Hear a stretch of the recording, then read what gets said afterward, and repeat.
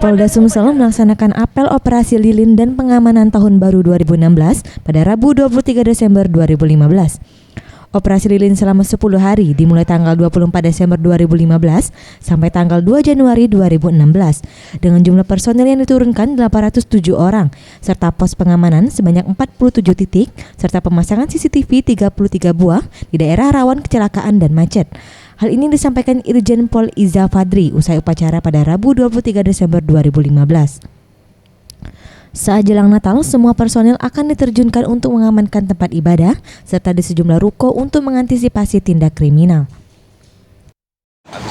Nah, kita mengamankan tidak tempat rumah ibadah, kemudian juga tadi saya sudah ini kan mako-mako juga kita tingkatkan penjagaan. Ribuan ini ya? Ya, ribuan. Ya pokoknya kita ingin ciptakan bahwa situasi Natal ini betul-betul kondusif. Kapolda mengimbau kepada masyarakat selama perayaan Natal untuk selalu menjaga tenggang rasa umat beragama serta selalu menjaga keamanan dan ketertiban. Produser Satria, Septiama Rizky, Sriwijaya TV.